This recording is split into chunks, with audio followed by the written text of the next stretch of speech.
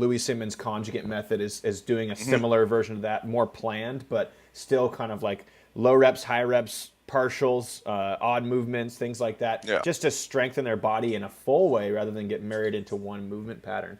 Yeah, What absolutely.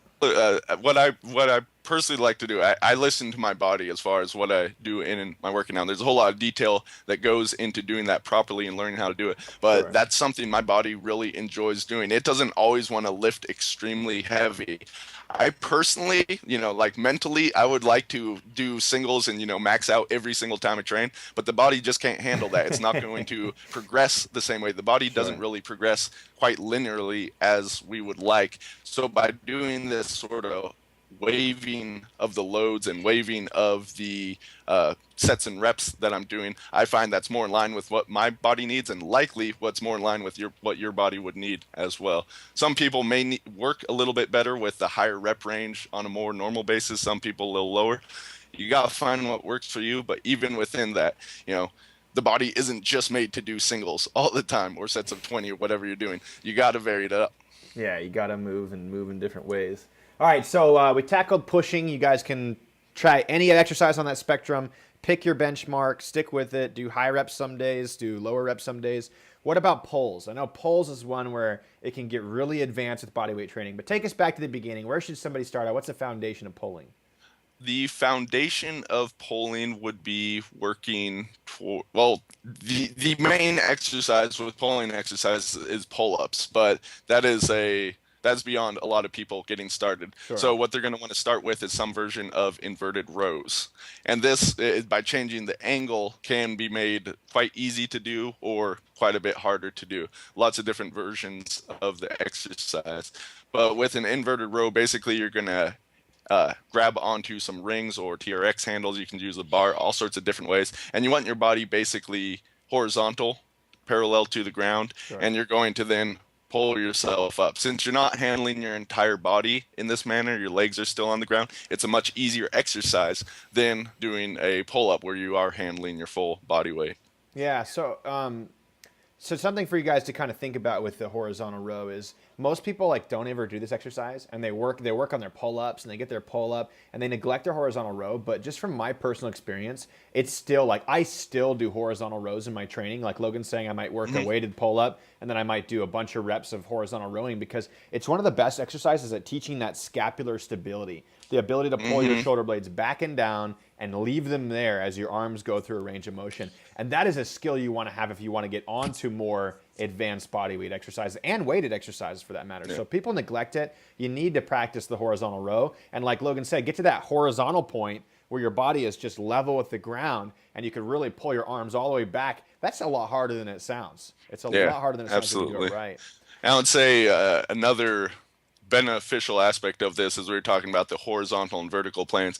If people are always focused on the bench press or doing a lot of push-ups, the muscles of the chest get tighter just from overuse, and the shoulders come forward. You need, yeah, you need to have that retraction. So inverted rows are great. I'm also a huge fan of dumbbell rows. I really love that exercise, especially when you're handling some heavy weights with it. Right. But some form of rowing it's just not done as much because it's not the mirror muscles. It's most people. You also have to think of this. They're sitting there at their keyboards typing. They're driving all day. Their hands and arms are in this position. You need to work that retraction. That's going to be a great thing for shoulder health and for keeping all the joints healthy and everything working. So you can probably do rows a lot more than you may be currently doing them. Yeah, I completely agree. It's one of the best things for helping people with their posture and their shoulder pain and their neck pain and all that stuff too. Yeah. All right, so rows. We build that foundation of rows, and then we move on to pull-ups. What's your personal method to get somebody to their first pull-up? How many pull-ups do we want to see them do before they get on to more advanced pull-up variations? And how do we get to something that most people would consider impossible, the one-arm pull-up? There are a few different ways you can go towards getting that first pull up. One, just build a good foundation with the inverted rows. Yeah. If you do that, then I'd say at least half the battle is going to be there. If you're not able to do it in a good form with the body parallel to the ground, and you're not doing like at least I'd say getting about 10 reps there would be a good foundation before really starting to work on the pull-up. My personal favorite method would be if you have some different forms of bands you can use with the pull-up of different degrees of tension, so that some will help you more, some will help you less, and you can just work with those to assist you as you're doing the pull-up. Here's a cool thing. This, once again, even though I'm doing like a bunch of weighted pull-ups right now, been working on the one arm chin up, I still go back and make my pull-ups easier sometimes in order to really rep them out by using these bands. How many reps you So doing when that you?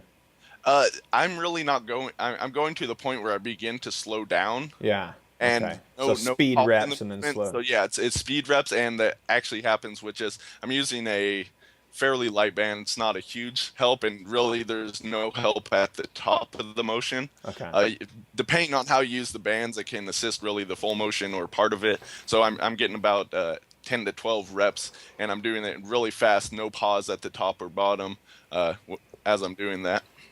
Okay. So how many pull-ups should I be able to do, Logan? As many as you can get to. You should be able to do more than you currently can do. Yeah, yeah, I'd say yeah.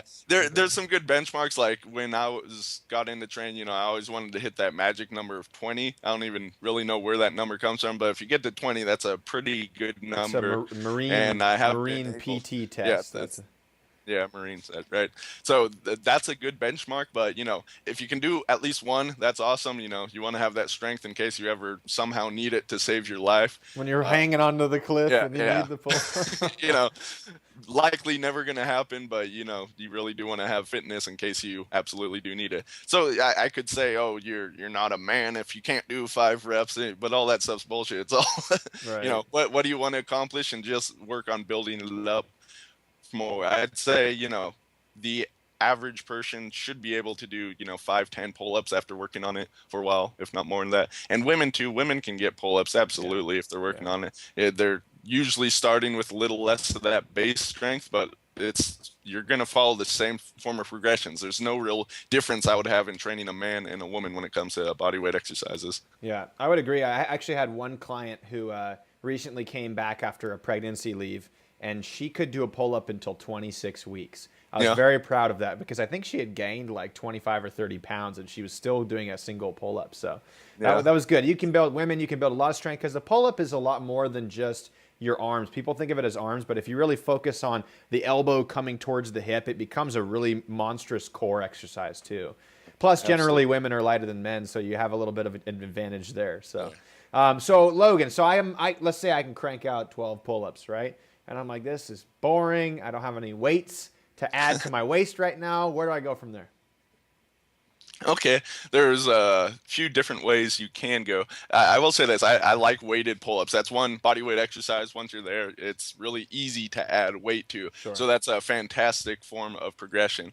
But you can just start to work with all sorts of different pull-up variations. It depends on what your goal is. If you want to work your abs more when doing pull-ups, do L sit pull-ups where you're in the L hang position. Yeah. And not only will these challenge your core more, it actually makes the pull-up harder to do. You're going to get less reps when you do that. Sure. You can do all sorts of different grip center things, like throwing a towel or a rope over the bar and chinning yourself in that manner, which is going to challenge the grip a whole bunch more. You can do different fingertip stuff.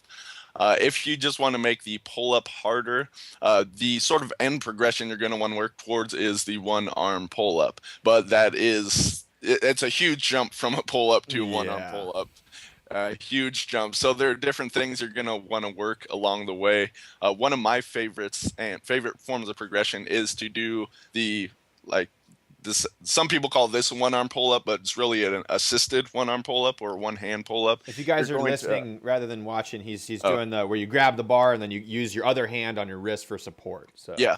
So a lot of people are familiar with this one, and it looks pretty cool. But you can do a really cool progression with this. Is you start at your wrist, but then work your way down the forearm. So grasping instead of at the wrist, at the mid forearm, at the bottom of the forearm, then onto the bicep and shoulder. And you got 5 steps there that get significantly harder as you go. yeah, they do. If you can do a one arm chin up in this manner with the assistance hand just on your shoulder, that's really going to offer very little assistance at the Right. bottom portion and not really anything at the top. So it's a small jump from there to the full one arm chin up. So you can follow this method once again, set those benchmark reps you're shooting for, and you can eventually work your way towards that goal, which I know myself and Tyler are currently working on. It's something we'll definitely attain in the future, but it is a hard movement. It's You big. just think about, most people can't do a pull up with two arms. Think about handling your entire body weight It's with a big, yeah. single arm. And I don't think either one of us are really built for the one arm pull up as far as making No. it like we're ideally suited to be able to do one arm We're pull. not built for any body weight stuff. I mean, we're not on this side. You are at an advantage if you have a smaller height for most And shorter limbs. gymnastic stuff, especially levering movements and also having a much lighter body weight, because then you're not handling as much weight. That being said, no excuses. Go for what you want. It doesn't matter if you're old, doesn't matter if you're a woman, doesn't matter if you're, you know, weigh a whole bunch, whatever it is, you're working with your body, so you're going to find what works for you, the progression, the steps you're at, and then build from there.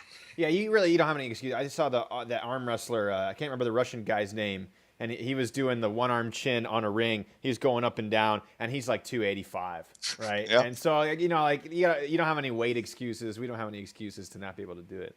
Okay, Yeah. so we got it. Let's cover the lower body. Let's cover the abs, and then maybe we'll dig into like just a little bit of motivational mental stuff, and then call it a Sure. podcast. All right. So so All lower right. body. Most people can probably do a squat, albeit a lot of them are pretty Some crappy. degree of a squat, yes. Yeah. So where do we take it from there? Like a bodyweight squat's our foundation, or maybe even a different squat as a foundation. Right. Where do we take it from there?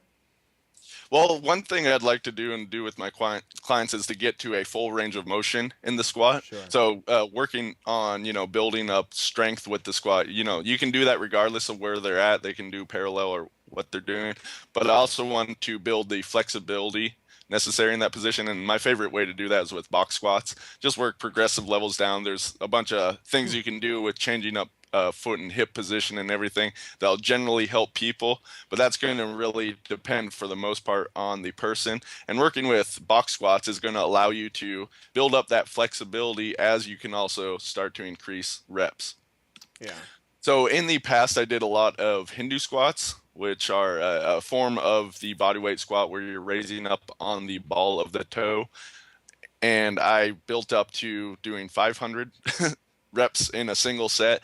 That was fun at the time. I'd say for the most part with squats, just building up to 100 or 200 rep sets straight through as a single set, that's going to be good enough. From there, I once again don't want to just go with endless repetitions, but then want to start to make the exercise harder. Right. So where do we go from there? You got their bodyweight squat. They keep working their full range of motion. Maybe they diagnose their hamstrings or their ankles as tight. Yeah. What's the next step on the squat that you typically like to use with people?